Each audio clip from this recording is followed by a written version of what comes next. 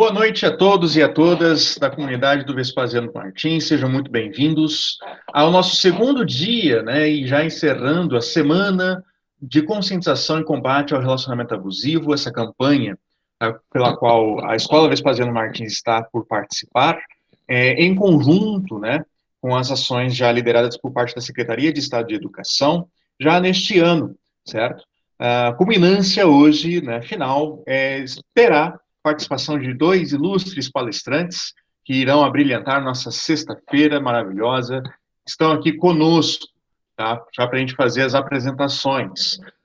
O Rodrigo Ferreira, analista judiciário, estará aí falando conosco, né, passando alguns conceitos, alguns dos procedimentos jurídicos de apoio às vítimas, pelas quais ele também já faz o acompanhamento, né, a partir de todos esses procedimentos. E também para termos a grande presença também ilustre da Estela Scândola, que é do Serviço Social e especialista em tráfico de mulheres, é graduada em Serviço Social pela Universidade Católica Dom Bosco, especialista em saúde do trabalhador e psicologia social, mestre em saúde coletiva pela Universidade Federal do Mato Grosso do Sul e doutora em serviço social, tá? E em cotutela junto com a Universidade Federal de Pernambuco. Então, ela também estará aí abrilhantando com a palestra e, ao mesmo tempo, a roda de conversa, tá? Ações de apoio às adolescentes, ok? Um detalhe bastante importante, tá? Para a participação de todos, tá?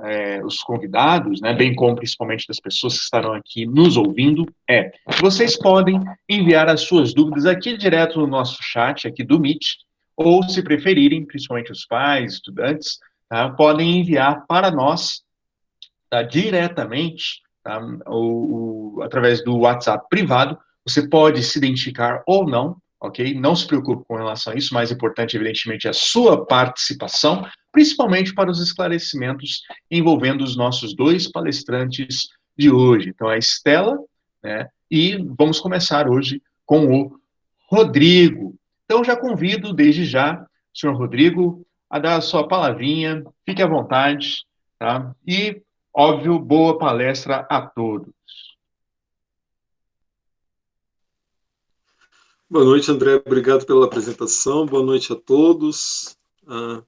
Vamos falar aqui nossos minutinhos acerca da abordagem jurídica, né, que se dá a, a essa lei, a Lei Maria da Penha, Lei 11.340 de 2006. Ela veio diante de uma necessidade que já existia há muito tempo, sobre a questão da tutela referente à proteção da mulher, que era muitas vezes vítima de violência e, como não havia uma ação que pudesse protegê-las, então muitas vezes a punição ao agressor não era feita de forma correta, não tinha nenhum tipo de punição, não tinha nenhum tipo de. Não tinha efeito prático da justiça nenhuma com relação à mulher. Então surgiu essa lei 11.340 de 2006,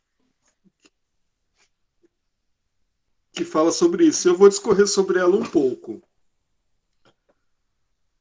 Essa lei, eu vou fazer primeiro eu vou dar uma passada primeiro em algumas características básicas da lei, e depois, por fim, eu vou dar uma pincelada rápida de como que funciona o procedimento judicial com ela. Então, a participação, como se dá a proteção da mulher no trâmite judiciário da ação. Na lei, a lei ela configura, ela traz configurações do que da onde. Desculpa, gente, é um pouquinho de nervosismo. Qual que é aonde que ela vai agir? Então vamos lá. Vamos ver o que se configura, as configurações que trazem na lei sobre a violência doméstica. O que é uma unidade doméstica? É uma área de convívio familiar da mulher. A casa da mulher, um lugar que a mulher esteja de forma permanente ou de forma passageira, aquilo dali é um ambiente doméstico para a mulher. Família, parentes com laços naturais ou de afinidade, por vontade expressa. Você mora, eu moro, tenho esposa, ela é família, minha filha é família. Se tivesse, por exemplo, uma enteada, era considerado família. Essas daí são as considerações de família no sentido da lei. E a relação íntima de afeto. O que seria a relação íntima de afeto? A relação íntima de afeto é, por exemplo, namorados. Vocês têm uma relação, vocês têm uma, uma união estável passageira ou uma união estável duradoura, aquilo é considerado na Lei Maria da Penha. Lá também na Lei Maria da Penha, eles trazem as formas de violência. Então, tem a violência física, como nós já conhecemos, as agressões, a violência psicológica, que envolve dano emocional, diminuição de autoestima, ameaça, perseguição, chantagem. Essas são formas de violência psicológica, conforme a lei. Tem a sexual, a violência sexual, que é uma relação sexual não desejada. Tem a patrimonial, onde envolve a retenção, subtração ou destruição de bens. E temos a violência moral, que é a calúnia, difamação e injúria. Quais são as formas que temos de assistência que a lei traz de assistência à mulher? A mulher ela é incluída em programas sociais, ela tem a garantia da sua preservação da sua integridade física, integridade moral. Ela, caso servidora pública, ela tem prioridade em remoções. Ela, caso seja funcionária de empresas particulares, ela tem estabilidade, manutenção do vínculo trabalhista de até 6 meses. E caso ela, durante esse procedimento, ela queira divórcio do marido, ela é encaminhada, na própria lei determina o encaminhamento dela para as instâncias necessárias para que se cumpra essa vontade da mulher. Então esses aqui são os princípios básicos, são os primeiros princípios que a Lei Maria da Penha traz para nós. Agora eu vou falar um pouquinho de como que faz a questão do procedimento judicial da mulher, para a proteção da mulher. Ela procura a delegacia, registra o fato. Aconteceu o fato, a mulher procura a delegacia, registrou o fato. Boletim de ocorrência. O boletim de ocorrência é só o registro. Aí, a partir daquele boletim de ocorrência, é instaurado um inquérito policial, é criado um inquérito policial. Um processo que corre na delegacia, onde o delegado ouve as testemunhas, ouve o infrator, o agressor, a vítima. Na delegacia, nessa fase da delegacia, acontecem as medidas protetivas, que é um dos direitos que essa Lei Maria da Penha assegura à mulher. Que eu já vou tornar a questão da medida protetiva. Ela faz o boletim. Esse boletim, o delegado pega as informações necessárias, procura saber as testemunhas, caso houve. Se é um fato, por exemplo, que teve uma agressão, uma produção de alguma prova pericial, ele já encaminha para o médico ou para para onde necessário for para fazer essa perícia, ouvem as testemunhas, e aí, nesse momento, aqui em diversos, em regra em geral, é onde saem as medidas protetivas. Essas medidas protetivas ela envolve várias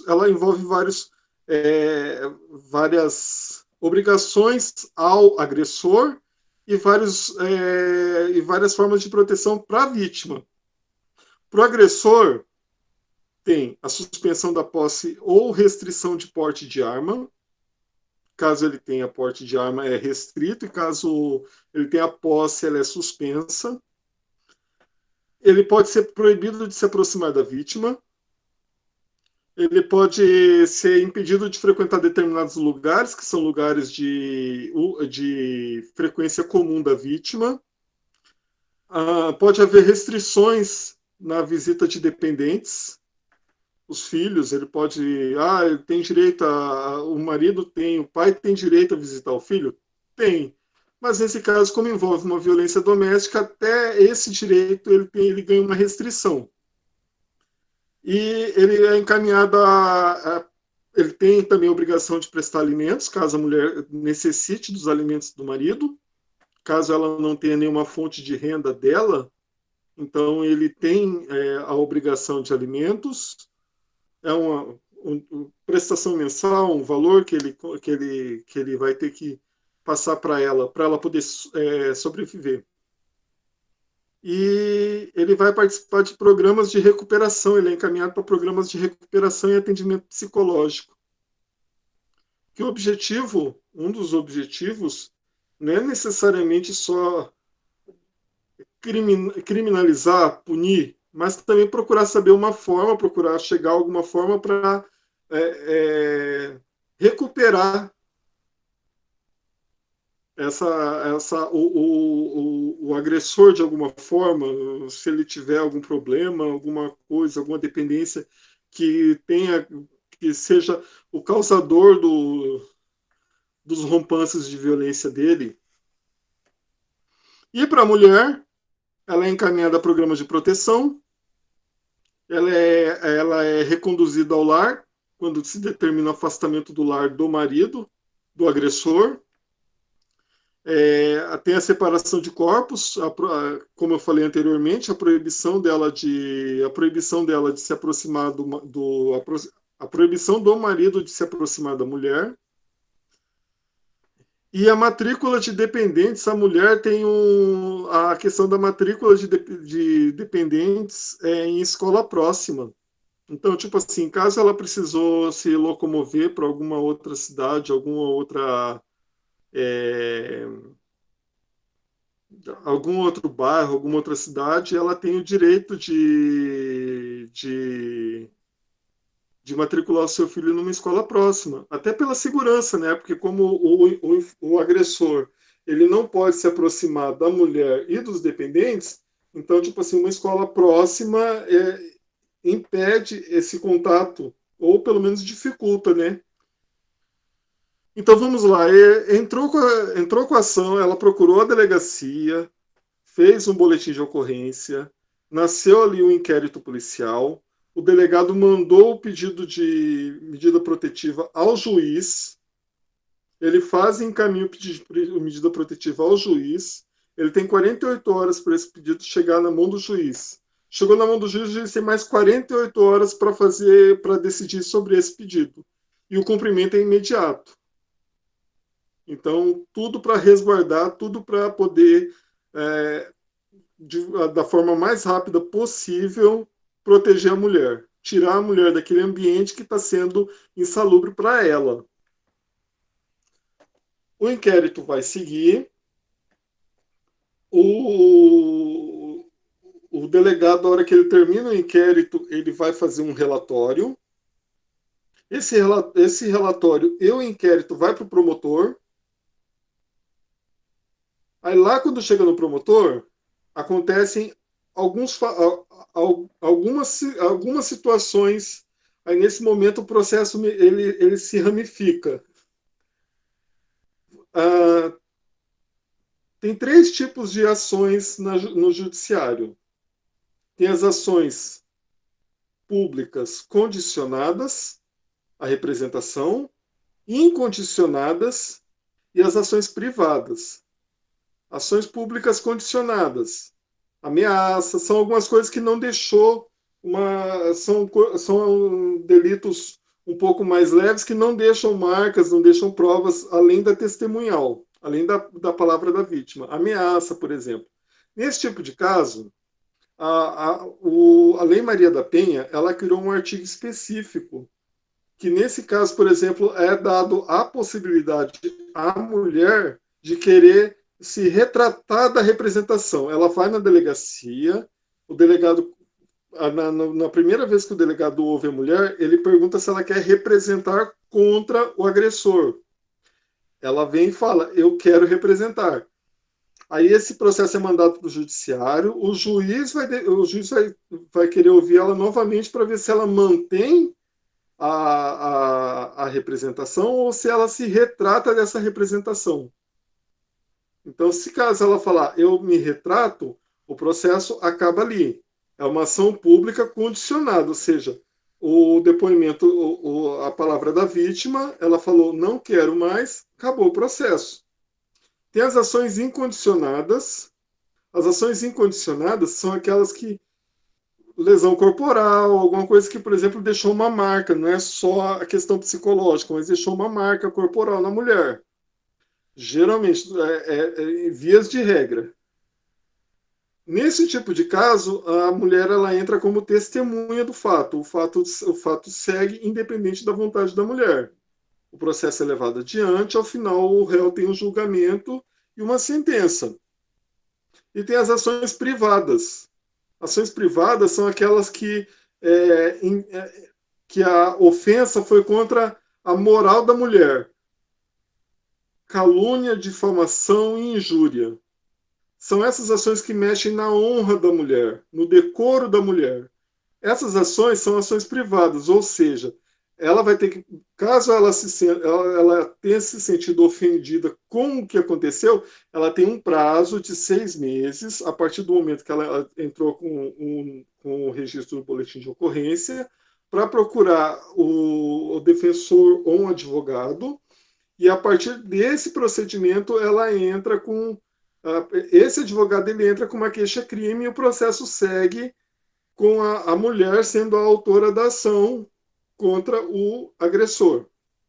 São esses 3 tipos de ação. Então, a ação segue nesse.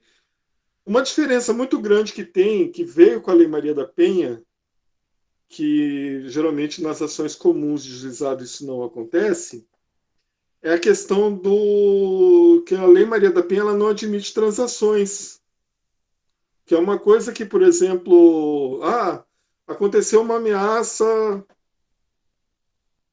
de um crime comum, um homem contra outro homem, um ameaçou o outro, vai para o juizado. O juizado é dado tem uma fase, o juizado que tem uma possibilidade de uma transação. O que é uma transação? Uma doação de cesta básica, uma doação pecuniária, alguma coisa assim. Na Lei Maria da Penha, isso não é permitido. O processo segue e não tem a condição dele substituir a pena pelo pagamento de alguma coisa e está livre.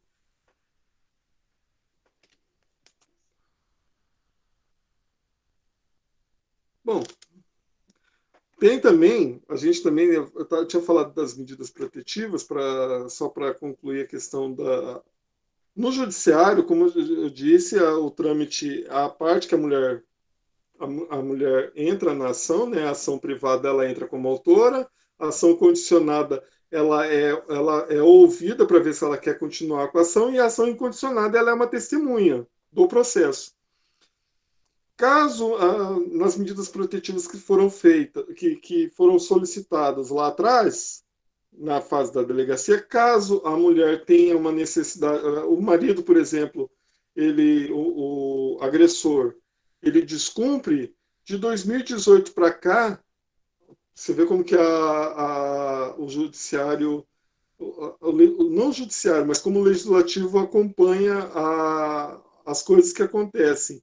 Mas até de 2018 para cá, criaram até um artigo para a questão de descumprimento dessa lei, dessa medida protetiva. Ou seja, se a pessoa descumpre a medida protetiva que eu tinha falado lá atrás, o cara ainda responde uma nova ação com o descumprimento da medida protetiva, mais o crime que ele cometeu ele foi lá e ameaçou a mulher.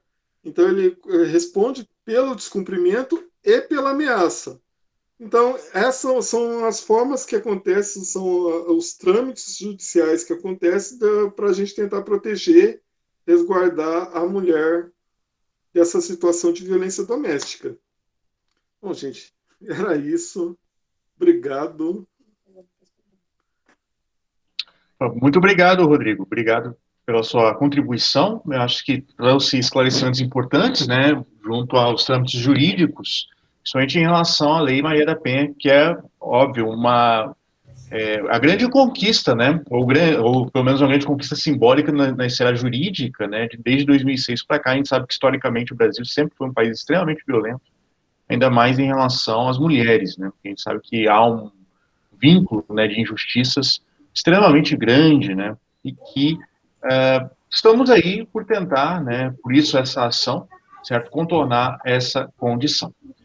Vou abrir, então, agora a gente já vai para a nossa segunda palestrante, né, abrir espaço para a Estela Scândola, que é especialista, né, em tráfico de mulheres, graduada em Serviço Social pela Universidade Católica Dom Bosco, especialista em saúde do trabalhador e psicologia social, mestre em saúde coletiva pela Universidade Federal do Mato Grosso do Sul e doutor em Serviço Social e por tutela com a Universidade Federal de Pernambuco. Seja bem-vinda, Estela. Fique à vontade, o espaço é todo seu. Ô, André, se eu soubesse que você ia ler meu currículo, eu teria mandado um outro, viu? Que eu sou feminista, sou da rede de educação popular, sou freiriana, sou do movimento de direitos humanos, né? Sou daquele povo que subiu na mesinha para conquistar a Constituição de 88. Esse é o outro currículo meu melhor, viu, André? Não, fique à vontade. Essa titulação toda aí, essa titulação, ela só serve para algumas coisas, porque para outras não serve, só serve assim, quando você tem que bater na mesa, porque o outro está falando uma coisa muito esquisita, senão não serve para nada, não. Mas, olha, eu quero dizer que eu sou apaixonada por trabalhar com educação e pública, trabalhando com os professores, nessa perspectiva sobre o papel da escola no enfrentamento da violência, né? E quero dizer que eu já provoquei várias vezes e sempre me coloquei à disposição também das organizações sindicais para conversar sobre violência na escola, também a partir dos professores, dos administrativos, desse pessoal. Porque, geralmente, a gente quer discutir o papel da escola com os estudantes, como se na escola a gente não fosse também vítima de violência, ou a violência não ocorresse dentro da escola, dentro do próprio corpo docente, às vezes na relação com o estudante, às vezes na relação com a comunidade, né? Então, eu quero dizer assim, que eu me coloco inteiramente à disposição de vocês. Isso aqui é um excelente horário para mim, é um horário mais tranquilo, então estou aqui. Bom, quando a Soninha me ligou, falou para trabalhar um pouco essa discussão das violências, né? Então, agora, ouvindo o Rodrigo, eu já me sinto mais tranquilo, que eu não preciso falar das violências todas. Mas quero dizer, viu, Soninha, que ontem eu participei de uma aula com a Jaqueline Guarani, e ela me falou que não são 5 violências, não, são 14. Eu estou aqui, menina do céu, lendo as 14 violências dela e estou aqui pensando, cara, como que às vezes a gente fala troço que ninguém entende, né? E aí, quando ela começou a falar das 14 violências, que eu entendi que nós, muitas vezes, falamos coisas que os outros não entendem.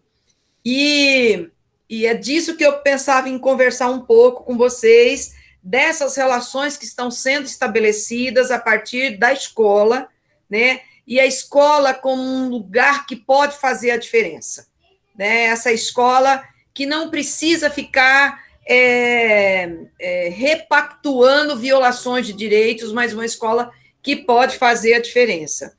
Então, eu acho que é importante a gente lembrar que, nesse momento, nós estamos vivendo um momento de extrema violência.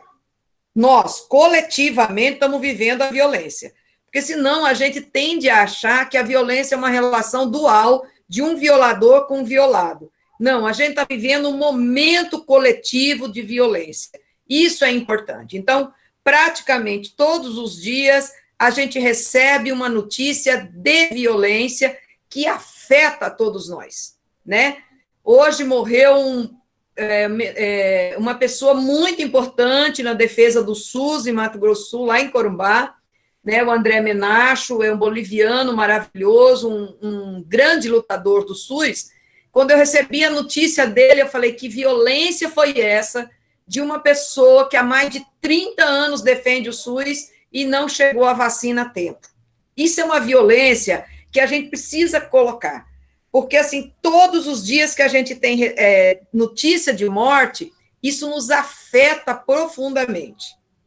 E lembrar que isso afeta a gente do ponto de vista emocional, mas também afeta as nossas relações que estão estabelecidas. Nós, por exemplo, agora, nós que eu estou falando é o nós majestade, tá, gente? Mas se eu tivesse falado nós da rede feminista, né, ao estudarmos os dados agora, por exemplo, na pandemia, aumentou o número de estupros. Na pandemia, aumentou o número de feminicídio. Na pandemia, aumentou o número de violência física. Na pandemia, aumentou o número de violência psicológica. Por quê? Porque novas relações de violência estão estabelecidas no cotidiano que reverberam dentro das casas, né? Não quero falar de lares, porque é outro conceito, reverbera dentro dos estabelecimentos domésticos e reverbera, por exemplo, também no ambiente escolar. Então, essa violência coletiva, ela tem meio que tomado conta de nós e, muitas vezes, ela vai nos impedindo de ir ao encontro daquelas violências mais sutis, daquelas violências mais disfarçadas, daquelas violências mais colocadas como sendo menores e que não são. Então, assim, quando você está em tempos de guerra, na maior crise sanitária que esse país já teve, né, é maior do que a crise que fez o Oswaldo Cruz tomar tento e depois ter criado a Fiocruz. Nós temos a maior crise sanitária, onde a gente não sabe se amanhã nós teremos um morto da nossa família, nós não sabemos se a tia vai ligar e dizer que teve um quebra-pau em casa, porque também a pandemia estabeleceu novas relações de aglomeração daquele núcleo de pessoas chamado família, que cada um corria para um lado. Na pandemia, todo mundo está ficando em casa. Então, isso também é uma situação. E, por outro lado, as escolas, e aqui eu quero, antes de fazer minha fala, dizer que eu sou favorável a não reabrir as escolas até que todos estejam vacinados.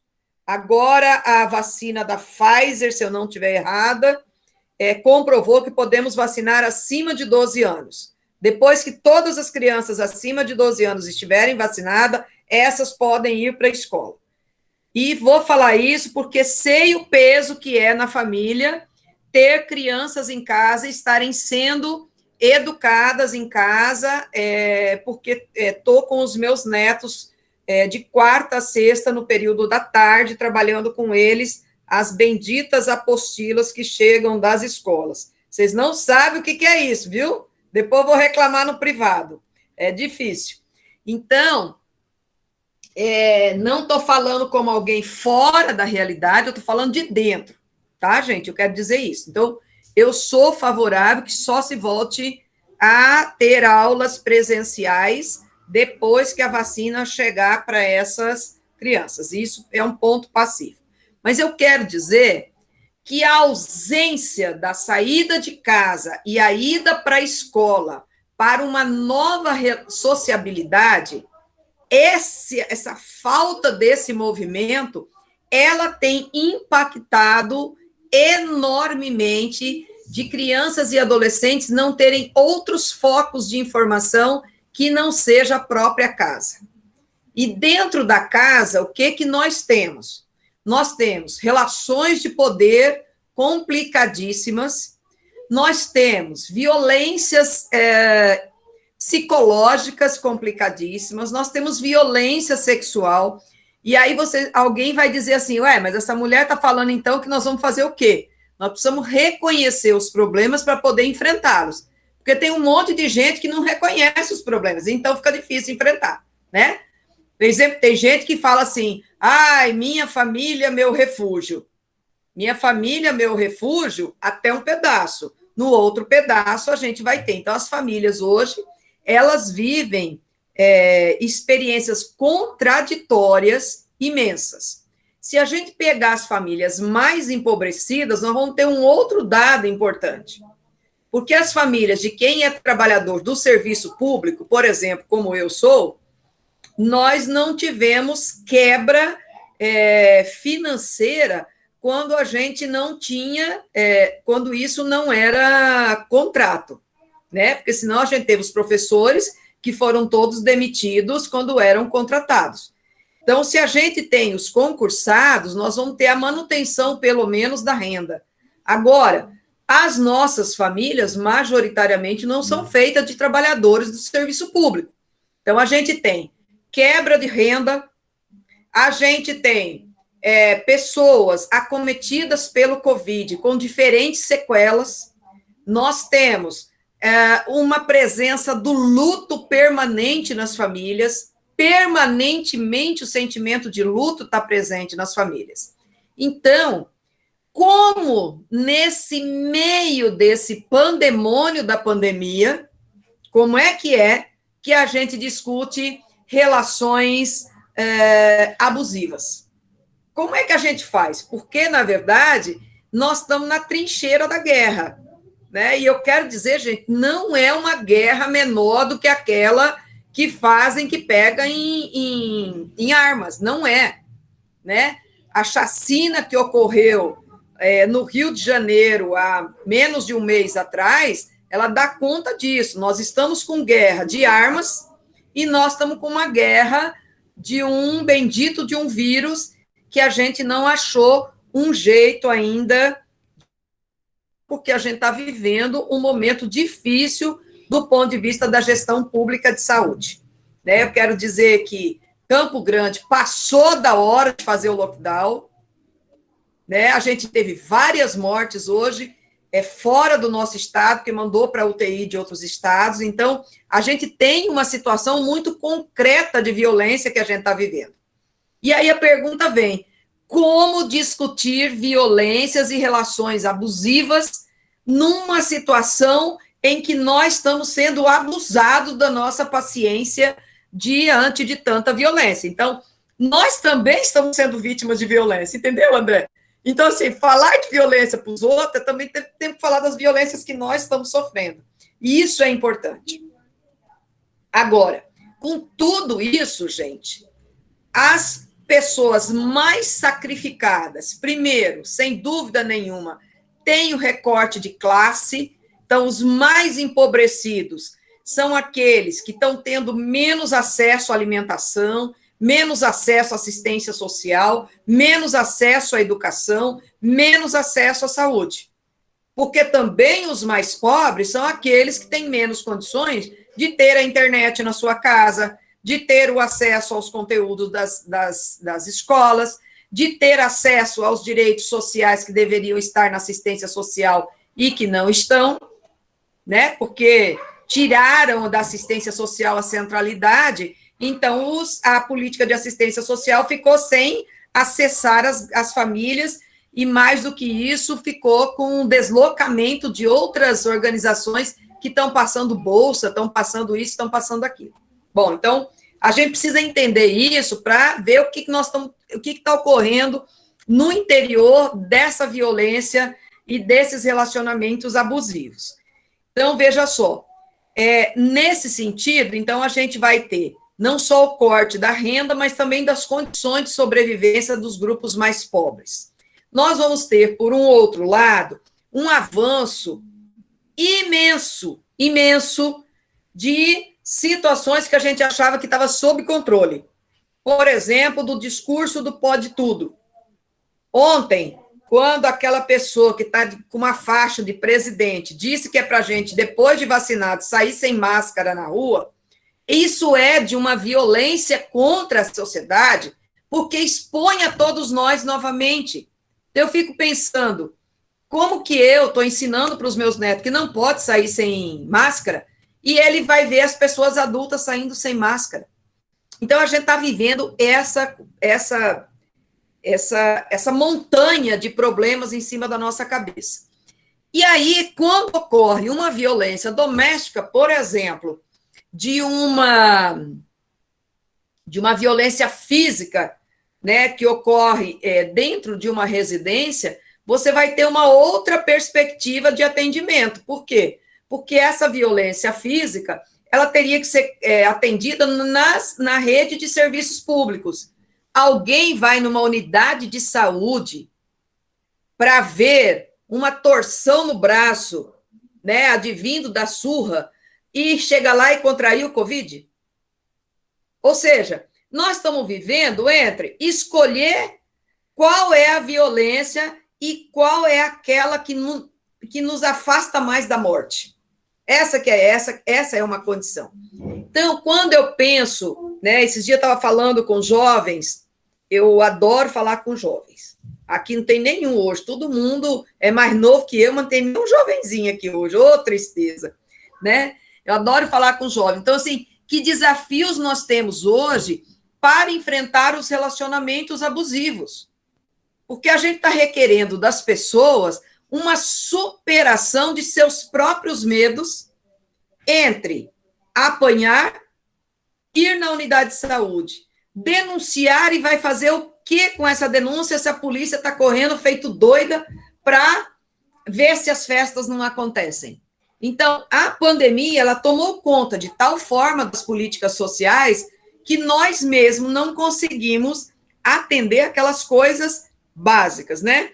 Ontem, fui procurada por uma pessoa que tem 2 dependentes químicos na família.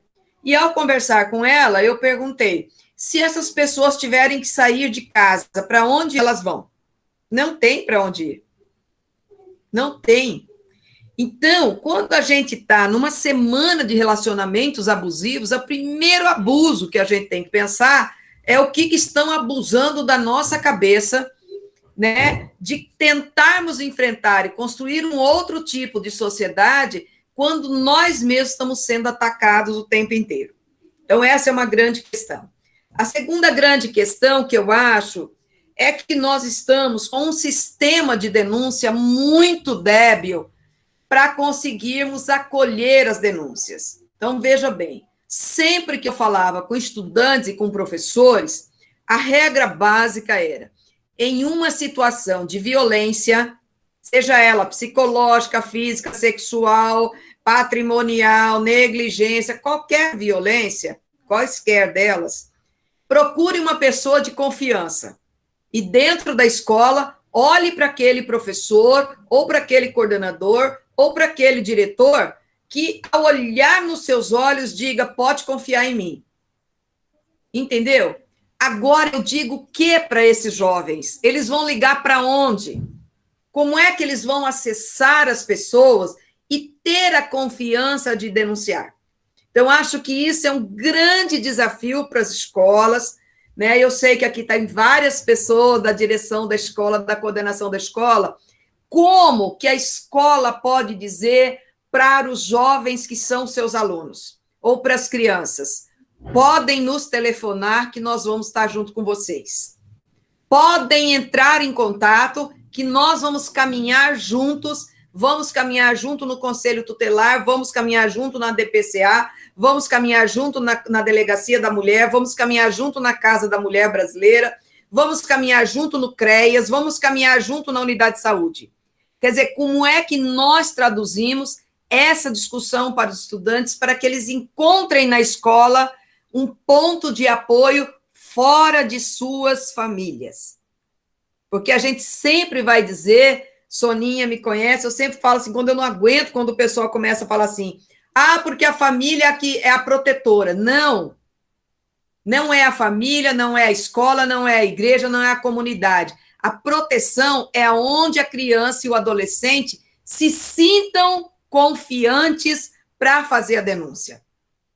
Às vezes, a denúncia de uma violência ocorrida na escola, ela encontra proteção numa pessoa da comunidade. Às vezes, a proteção da comunidade encontra um lugar para falar dentro da casa. Às vezes, da casa, ela fala na escola. Então, assim, como é que a escola se torna um lugar que esta criança e este adolescente possam sentir em confiança e possam buscar essa ajuda? Já estou terminando. O último ponto que eu gostaria de chamar a atenção nesse processo todo é que, nas situações de violência que nós estamos vivendo, por dentro da pandemia, nós temos novos desafios, porque a gente precisa construir rede pela internet. Então, como é que a gente constrói redes de apoio pela internet? Então, eu quero dizer para vocês que estão aqui da escola, que também as professoras e os professores também sofrem violência. Como é que a escola faz a acolhida desses professores e dessas professoras que também são destinatários de violência nas suas casas e, às vezes, inclusive nas suas igrejas, né? Eu estou trazendo esse último ponto, que é como é que a escola constrói uma rede de apoio para essa galera toda, seja os seus estudantes, seus trabalhadores todos. Por quê? Porque a gente vai ter uma falsa ideia que as instituições estão funcionando, estão garantindo direitos. Também dentro das escolas, nós temos contradições. Nós temos gente dentro da escola que não suporta o grupo LGBT. Nós temos gente da escola que não suporta os negros. Nós temos gente da escola que não suporta os indígenas. Nós temos dentro da escola gente que não suporta as pessoas com deficiência, né? Então, os migrantes, os refugiados, os gordos, né? Cada um com as suas formas de serem discriminados. Mas nós temos alguns grupos que eles são assassinados. E aí é que mora a questão. Eu sei que os gordos sofrem preconceitos, né? Porque também quando eu estou mais gorda, eu sei o que é. Eu sei que as pessoas com deficiência sofrem preconceito. Mas quem são os mortos, os assassinados, são os jovens negros e as mulheres. Esses dois grupos são os grupos de assassinados que aumentou enormemente na pandemia. Então, assim, como é que nós, por dentro da escola, podemos garantir uma rede mínima de ouvir, acolher e saber como encaminhar e proteger? Obrigada. Nós que agradecemos, Estela. Eu acho fantástica a sua contribuição, porque você trouxe, né, vários vieses, né, em meio a essa situação toda, que no final ajuda realmente a explicar a questão, claro, o assunto maior, né, a violência contra a mulher, contra as meninas, mas que no final realmente a gente vive um cenário de várias violências. Volto a repetir uma condição que eu havia falado um pouco antes, né, também é histórica, né, se faz histórica, mas ao mesmo tempo tem se intensificado com o advento dessa crise pandêmica, né, que nós vivemos, e também está associada a uma crise governamental, né, que esse é o problema maior que a gente tem visto, pois isso a gente sabe, até pelas situações que já existem desde o ano passado, quem está um pouco mais atento sabe disso, mas a partir desse ano, principalmente com a oficialização da CPI, ficou evidentemente ainda mais claro, ou mais evidente, né, a situação de total, como é que eu posso dizer? Acomodamento mesmo, né, por parte justamente de quem deveria estar realmente no processo de liderança nesse sentido, né? Eu quero abrir espaço, pessoal, para vocês, tá? Quem quiser pode enviar sua pergunta, sua dúvida através do chat, ou então tá? Aqui, ó, na parte inferior da sua tela, seja através do celular ou através do seu computador, levantar a mãozinha para fazer sua pergunta. Vou abrir espaço já para a diretora Miriane. Seja bem-vinda, diretora, e pode fazer a sua pergunta. Pode abrir o microfone, diretora. Olá, eu de novo começando as perguntas, eu não aguento esperar o povo levantar a mão, já levanto primeiro, né? Quero falar. Bom, Rodrigo, eu fiquei com uma dúvida. Em qualquer momento, a mulher pode parar esse processo contra o seu ex-companheiro ou não? Só naquele um momento que você frisou. E parabéns pela colocação, Estela. Nossa, falou muito bem, muito claro, né? De todo esse momento político que a gente está passando, de toda, né, tudo que a gente tem passado, todo ser humano, não só as mulheres, não só os negros, né? Mas que todos estamos passando. Puxa, como é valiosa essas falas para a gente ver por outros ângulos. Parabéns. Obrigada. Oi, Miriane. Seguinte, quando a mulher entra com a ação, na delegacia mesmo, o delegado, a delegada, no caso, que isso daí também é uma das circunstâncias da Lei Maria da Penha, preferencialmente a mulher é atendida por outras mulheres. Até para evitar uma situação de constrangimento, que eu acho que só mulher que entende mulher, né? Mais a mulher que entende a mulher. Então, para evitar situações até que a gente já até viu na televisão, esse tempo atrás, de uma mulher que foi ofendida por... Bom, não vou adentrar em outros assuntos. Nesse caso específico, a delegada ela questiona a mulher naquele momento se ela deseja ou não representar. A mulher pode, durante a fase de inquérito, ela pode comparecer na delegacia e falar: eu não quero mais representar. Ela pode. Porém, a retratação, aquilo que a gente chama de retratação, ela, conforme o artigo 16 da Lei Maria da Penha, ela só pode ser feita perante o juiz. Se a mulher representou, ela pode, na delegacia, falar: não quero mais representar, mas pela lei, perante o juiz, numa audiência específica. Essa audiência geralmente é composta do juiz, o promotor e nas comarcas que tem a Defensoria Pública da Mulher. Ela é ouvida lá e lá ela pode manifestar se ela tem interesse em continuar a ação ou se ela não tem mais o direito de continuar com a ação. Até porque, como eu falei, são crimes que muitas vezes eles não deixam uma prova palpável, não deixam uma marca, não deixam uma... São algumas coisas que ficam na marca no psicológico da mulher. Então, se a mulher, mesmo que o juiz fale, não, você vai continuar com a ação, a mulher falar, não, ele não fez ameaça nenhuma, o juiz não tem como seguir o processo para frente, não tem como ameaçar, não tem como condenar, não tem como fazer nada, não tem como julgar nada. Então, nesses casos, a mulher tem essa possibilidade nesse momento.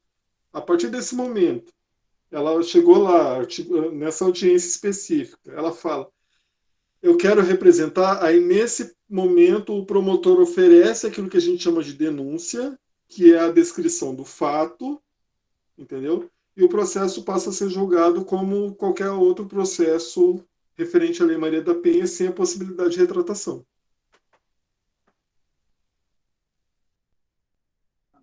Entendi. Muito obrigada.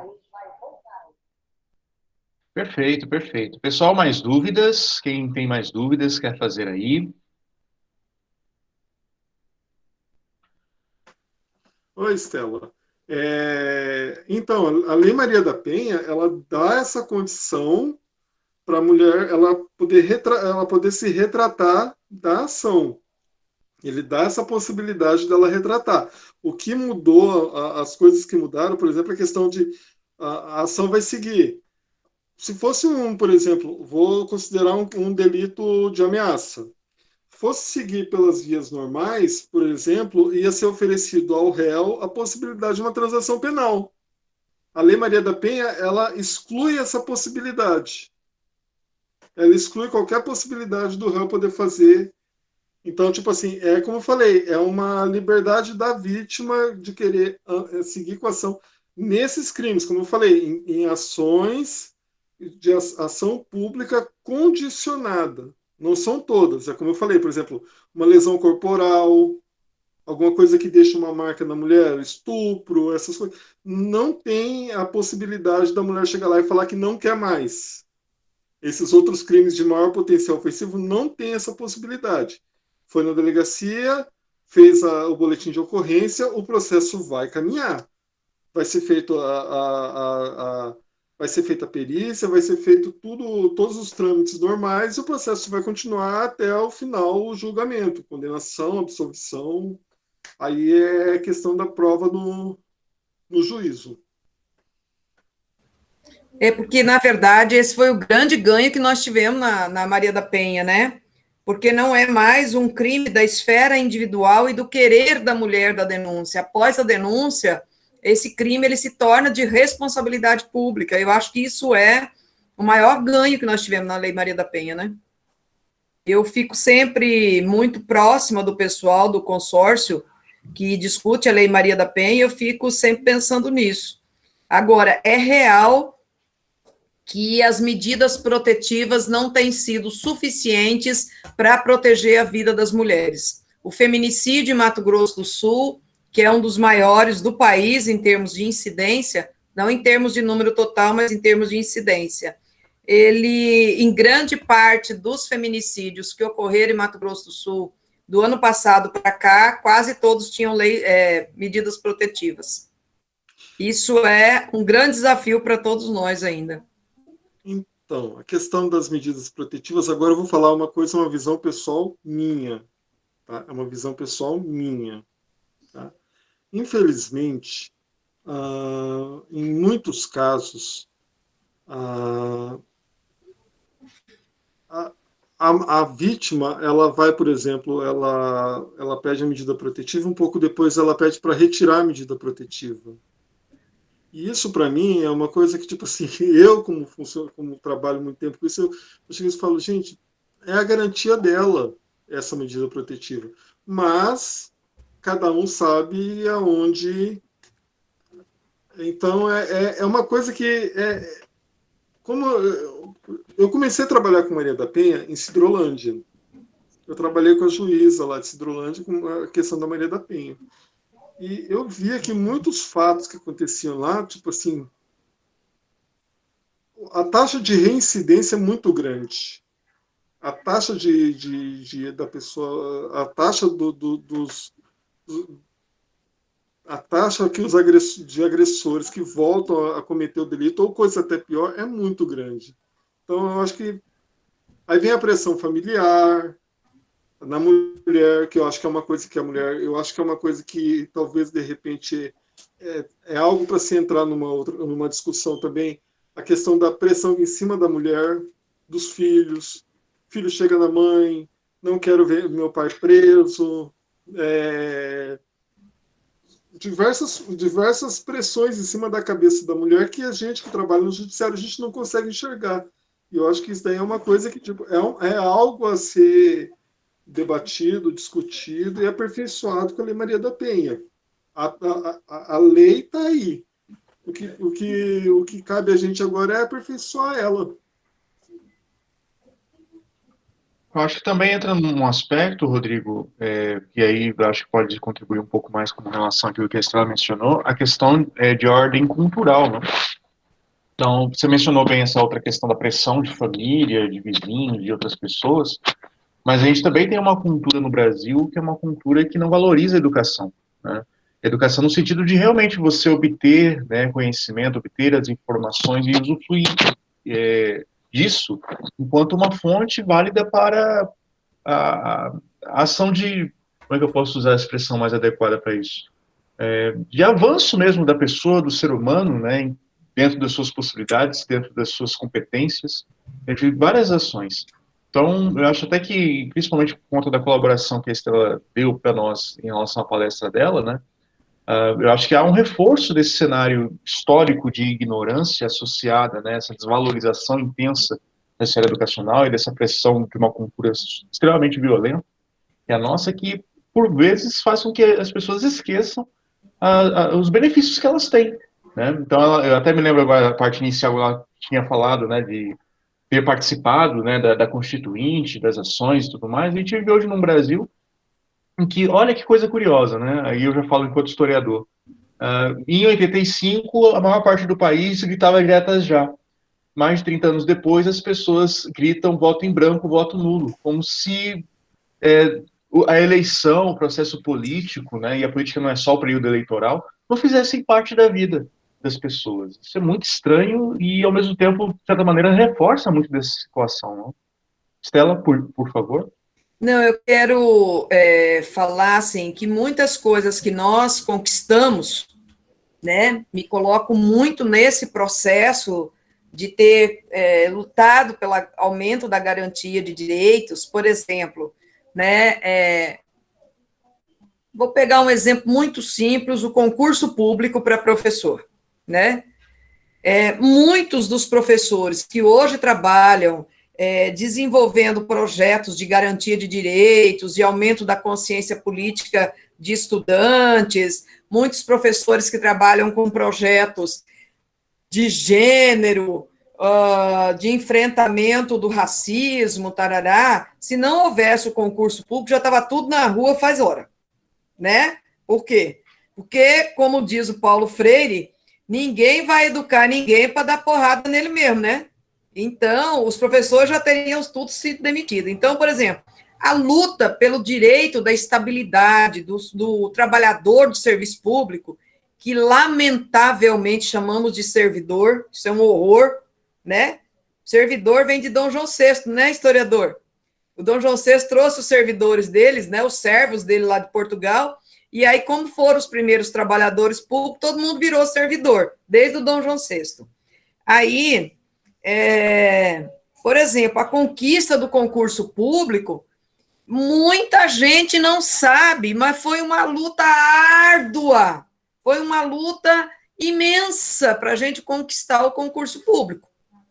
Então, quando você conquista o concurso público, você conquista, na verdade, não o direito da pessoa não ser mandada embora, mas o direito da pessoa de efetivamente trabalhar com liberdade no seu local de trabalho. E nós vamos ter um monte de professores que não usam dessa liberdade em favor de uma educação libertária.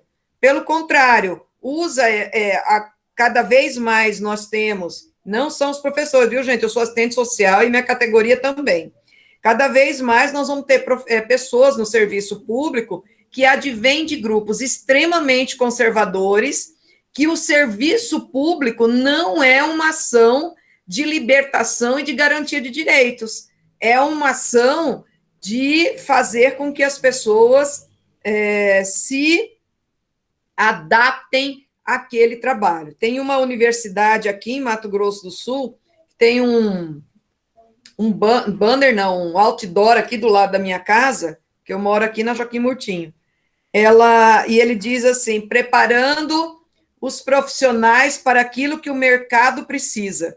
Cara, uma universidade que prepara as pessoas para aquilo que o mercado precisa, não prepara as pessoas para serem humanas, né? Prepara para serem máquinas a serviço do mercado. Então, assim, como é que a gente pode ter uma universidade que coloca uma propaganda que está dizendo prepara as pessoas para aquilo que o mercado precisa? Então, se a gente pegar a Rosa de Luxemburgo, ela vai dizer, às vezes a gente prepara os trabalhadores para entrar na noia, né, de moer gente. É disso que nós estamos falando. Então, assim, que escola que nós estamos, que formação que estamos dando, a gente está pensando, a gente está preparando as pessoas para serem humanos verdadeiros no mundo do trabalho, ou a gente está preparando a gente para aquilo que o mercado precisa. Então, acho que esse é um grande desafio que nós temos. E isso também se dá nas relações educativas de gênero, de raça, de etnia. Quer dizer, a gente está preparando gente para ser negro e ter orgulho de ser negro, para ser mulher e ter orgulho de ser mulher, para ser indígena e ter orgulho de ser indígena, ou a gente está preparando essas pessoas para ficarem iguais às outras e se adaptar ao mercado, né? Acho que é isso que a gente também tem que pensar um pouco, porque senão também a escola não é o lugar da chegada, é o lugar de só adaptar as pessoas, formatar as pessoas para o mercado. Ok. Diretor Leosandro levantou a mão, e aí depois a diretora Miriane, abriu espaço primeiro para o Leosandro, aí depois veio a diretora Miriane. Pois Eu não. gostei, foi do nome do Leosandro. Boa noite. É um nome diferente, né? Bem fora do comum. Eu queria. Eu acho que ela estava falando, tá com o microfone desligado, não ouvi. Eu falei que acho que é a mãe com o pai junto no mesmo nome. O pior que não, o pior que isso aí foi loucura da cabeça da minha mãe. Queria outro nome, achou um que tinha lá e virou Leandro. Aí sou o único em Campo Grande, eu acho. Mas eu queria só fazer duas colocações aqui com base na fala da Estela. Uma com relação ao concurso público que ela trouxe agora, que realmente é uma conquista e que, infelizmente, nós estamos num cenário tão complicado que nós estamos prestes a perder esse direito que foi tão difícil para ser conquistado, e está se passando uma narrativa para a sociedade, para as pessoas, que a culpa do erário público e de outros problemas está no funcionalismo público, que é um absurdo. Na verdade, está tentando se jogar isso para a esfera dos professores, para servidores, como a senhora disse, que são da saúde, que estão se desdobrando hoje também, especialmente enfermeiros e outros, como se fossem os culpados desse cenário. E uma outra questão também que a senhora levantou anteriormente, com relação à discriminação ou à falta de aceitação existente dentro da escola, tanto por grupos LGBTs, quanto por negros, quanto por mulheres, enfim. Existe muito isso. Hoje, em algumas situações é bullying, outra é crime mesmo, e que antigamente era visto como isso com muita naturalidade, por isso que muitas pessoas ainda não entendem. E além do combate que a escola deve ter, eu acho que nós precisamos ter a representatividade. Eu acho que quanto mais a escola puder representar esses diversos segmentos, tanto na direção, na coordenação, entre os funcionários administrativos, nós termos essa representatividade para que os alunos consigam olhar para a escola como um cenário que eles se sintam representados também. Porque muitas vezes até a questão do negro, colocar a questão do negro, que às vezes fica mais evidente, ele pode se julgar, não, o negro sempre é mal visto, é aquele que nunca vai alcançar nada na sociedade, mas quando ele consegue visualizar, tem alguém, meu professor, aquele professor que ele se identifica, alguém da escola que ele tem uma identificação e que ele percebe realmente que é uma referência para ele, isso é positivo também.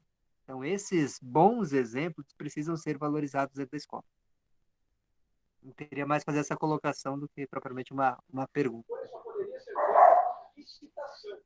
Você sabe que numa vez, numa reunião da Associação das Travestis, gente, entrei no meio, né? Tinha um debate porque uma travesti tinha tomado posse na educação num determinado espaço, num lugar, não era aqui em Mato Grosso do Sul, não. E aí a formação dela era para ser professora da educação primária, fundamental, né? E não sabia o que fazer com a travesti dentro da escola, e convenceram ela que ela devia desenvolver só projeto, para não ficar na sala de aula, entendeu?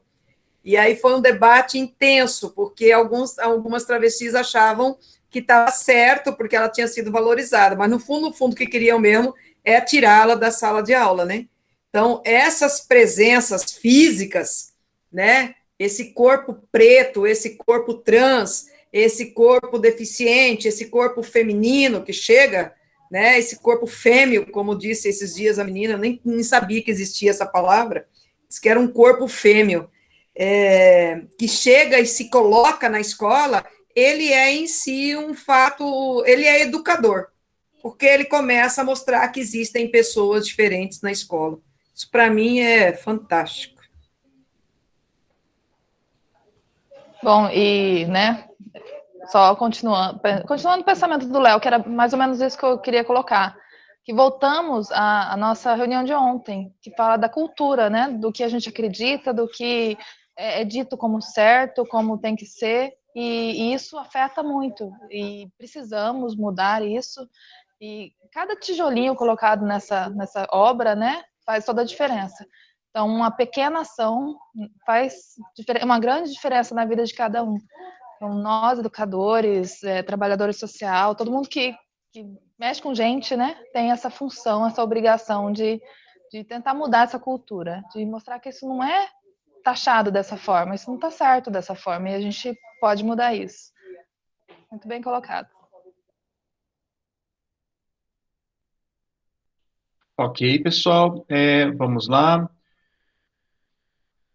O Samuel, ele mandou uma pergunta aqui. Eu já ouvi falar que a Lei Maria da Penha pode ser usada a favor do homem. Isso é verdade? Olha, eu tento ver uma forma que pode acontecer isso daí, mas a única forma que eu vejo possível de acontecer é por causa da questão da possibilidade da mulher poder retirar a representação. Mas isso daí tem em tese no juizado também, no processo de juizado comum, também teria essa possibilidade. Mas é a única forma que eu vejo assim de ser usada a favor. Que os crimes não mudam. Os crimes, a penalização dos crimes não muda. Acontece de ter, por exemplo, algum inciso que trata sobre alguma coisa específica que dá uma agravante. Por exemplo, igual o feminicídio. Um homicídio contra a mulher, ela tem funciona como um agravante que aumenta a pena. Apesar que está em discussão no Congresso, inclusive, a questão de tornar o feminicídio um crime em separado. Tem o homicídio e o feminicídio, ou seja, só o fato de estar sendo feminicídio já aumentaria a pena. Mas não consigo verificar a questão disso daí de alguma forma beneficiar o homem. Ok. Nayara? Na verdade, só uma coisinha importante. Nós não temos história do uso da Lei Maria da Penha quando a violência é contra o homem. A gente não tem essa história. A gente tem a história da tentativa de um juiz de considerar a Lei Maria da Penha inconstitucional, porque ela desequilibraria o princípio da igualdade.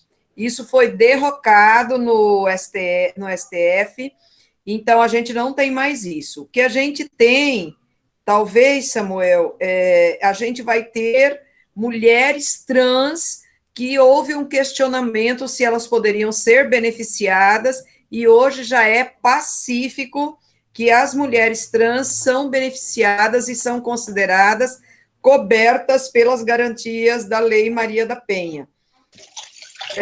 O outro debate que foi bastante difícil de ser feito, e ainda é um debate complicado, tem gente que não aceita, se as meninas com menos de 18 anos são cobertas pelas medidas protetivas da Maria da Penha.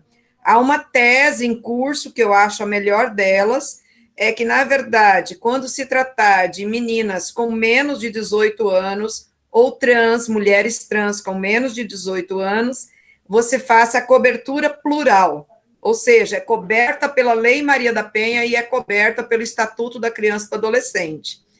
Isso dá um imbróglio danado, mas a gente já tem várias teses defendidas e várias jurisprudências com esse princípio da proteção plural. E se for indígena, ainda é protegida pela Convenção 169 da OIT. Ou seja, aí a gente vai ter um triplo plural de proteção se for menos de 18 anos e for menino.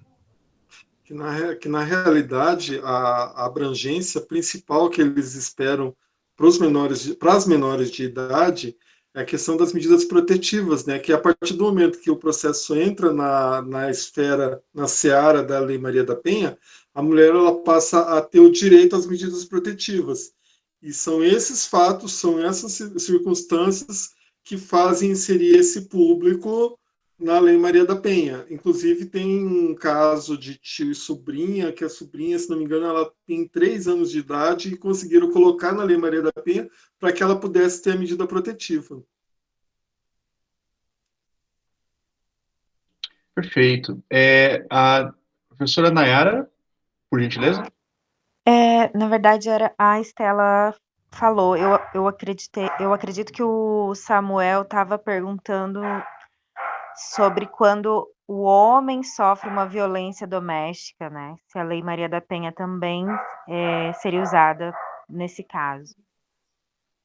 O homem, nesse caso, não agredido, só naqueles casos de transexualidade, né? Que é assistido. É muita questão de. É como eu falei, no judiciário entra muita questão do entendimento do juiz. É fato que, em regra geral, a questão do homem entrar na Lei Maria da Penha, não, o homem. Só na questão de transexualidade, não na questão de. E também, se o homem apanhar de mulher, vai para o juizado comum. Ok. Alguém tem mais alguma dúvida, alguma outra pergunta queira ser feita aqui para os nossos ilustres convidados? Pode levantar sua mãozinha, tá, para abrir o microfone ou escrever aqui no chat. Professora Heloísa, pois não? Olá! Vou aparecer aqui somente para fazer essa pergunta, mas antes de fazer a minha pergunta, eu quero dizer à professora Estela, vou chamá-la assim, que eu já conheço você de um tempo, mas não presencialmente. Eu sou amiga da Luciane Pinho, e a Luciane comenta sobre os seus trabalhos, né, que também é uma assistente social. E aí, quando eu disse a ela que nós íamos participar do evento e tal, e disse o seu nome, ela falou, nossa, né? Olha só quem vai aqui, Luciane, eu disse para ela. Ela falou, menina, aproveita. E realmente, é um prazer imenso ouvir todo o jeito, né, que você fala, o didático, isso encanta, né? E, ó, já sou sua fã mais uma vez agora. Agora tá indo assim por parte, né? Primeiro eu conheci o seu nome, agora... Pode me usar à vontade, viu, Heloísa? Obrigada.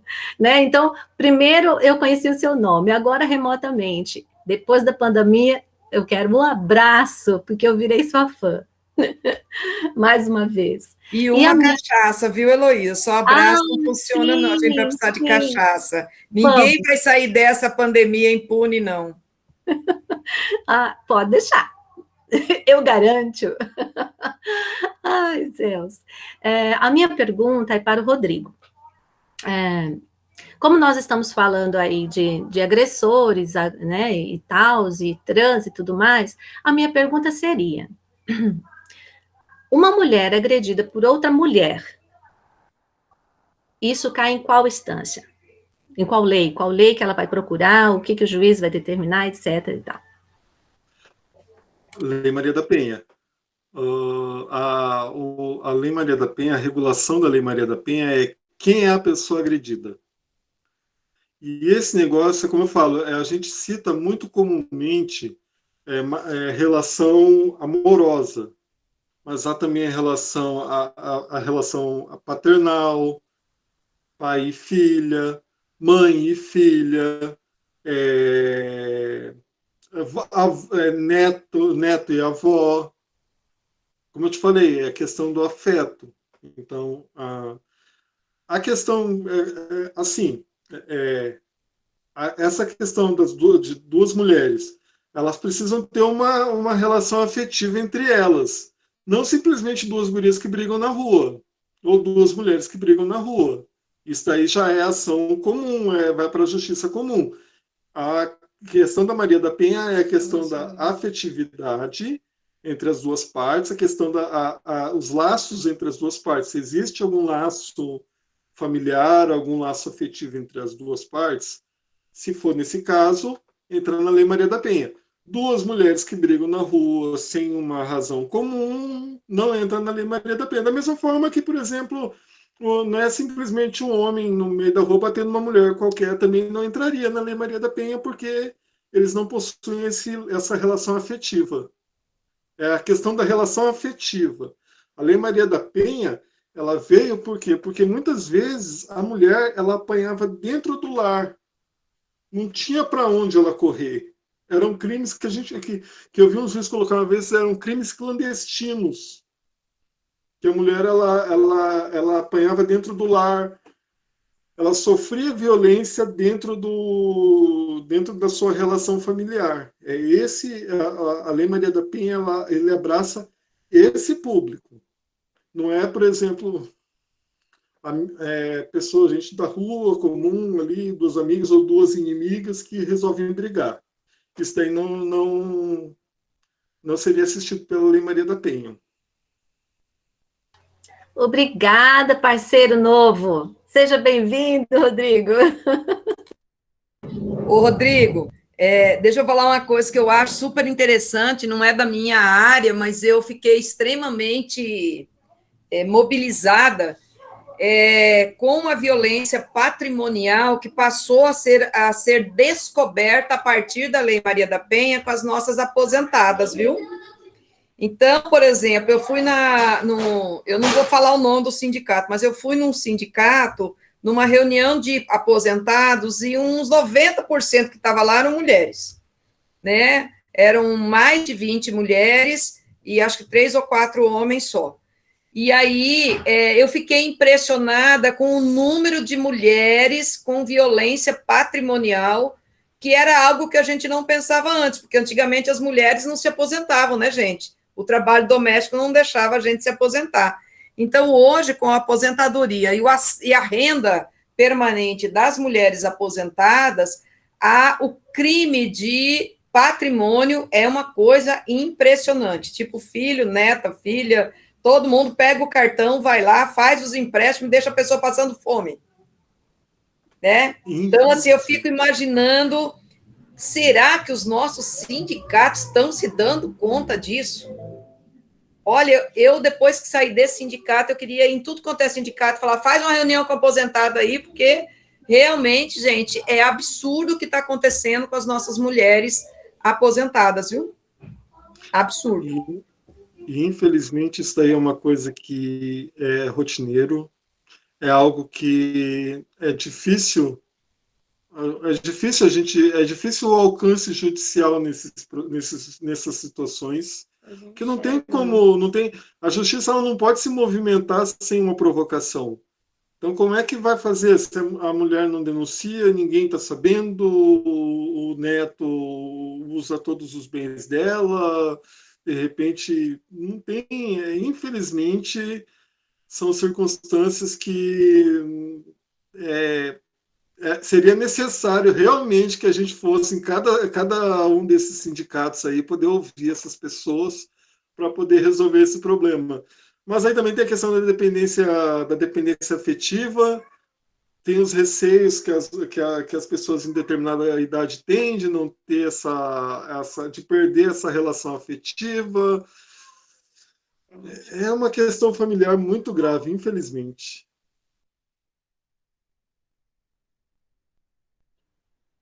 Ok, vamos só aqui observar. Alguém tem mais alguma dúvida, alguma pergunta que queira fazer para os nossos palestrantes?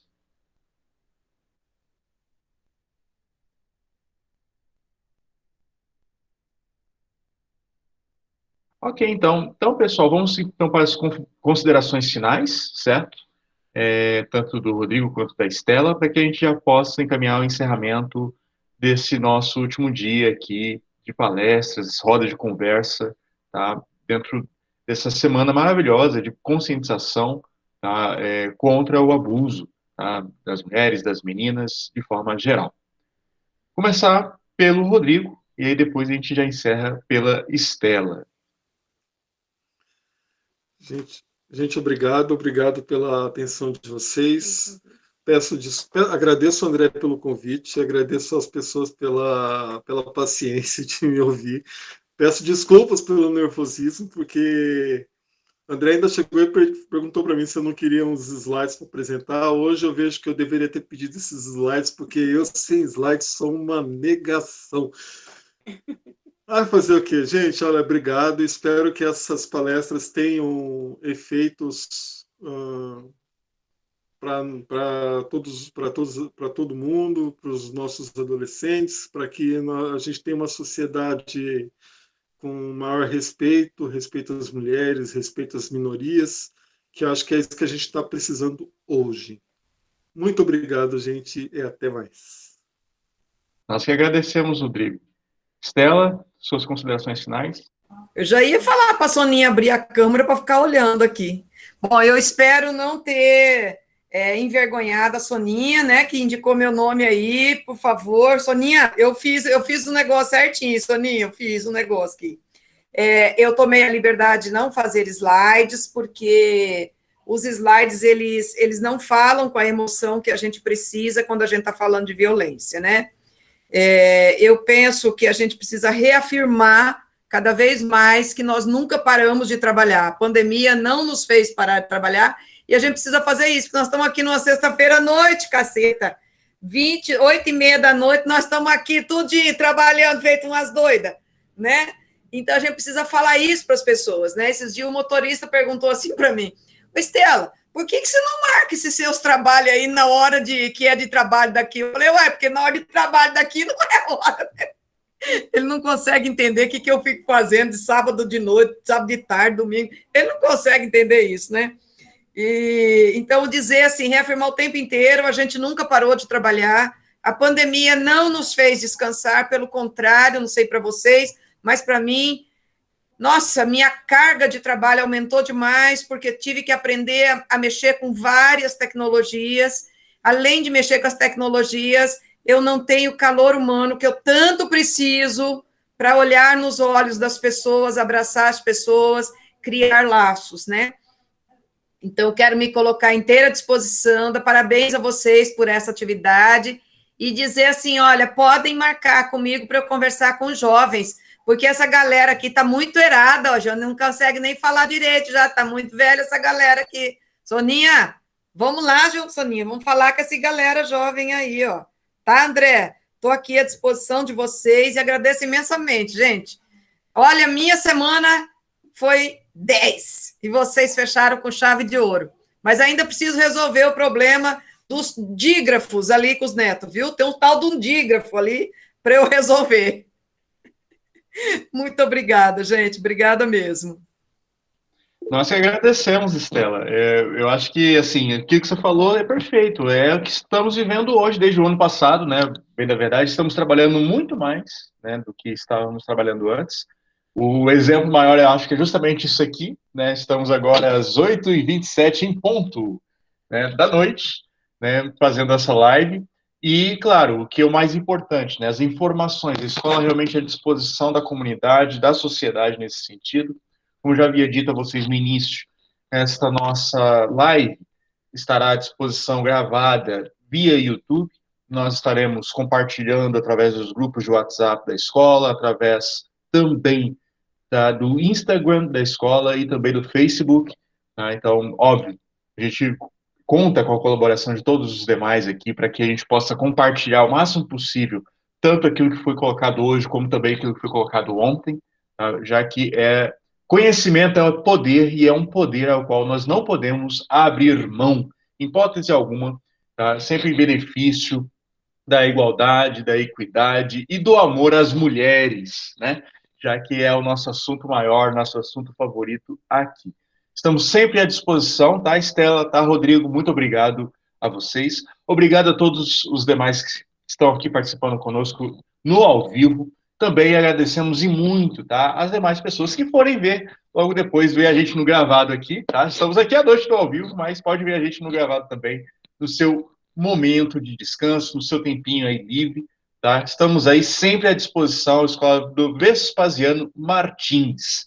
Estamos encerrando só com um último recadinho, tá, gente? Te mandou lá no grupo também, lá no Facebook, entre outros. Amanhã tem Família e Escola, tá? Às 8 da manhã. Olha só como a gente trabalha intensamente, tá? Então, em menos de 12 horas, estaremos aí ao vivo, junto com a direção, do Leosandro, a Miriane, comigo, com os demais colegas professores, pais, mães e estudantes também, ok? Com vários recados aí correspondentes a esse segundo bimestre e outras ações que nós estamos realizando aqui na escola. Muito obrigado a todos, uma excelente noite, aproveitar esse frio gostoso que nós estamos sentindo agora, né? 16 graus aqui em Campo Grande. Até a próxima. Tchau, tchau. Até, gente. Tchau, tchau. Obrigada.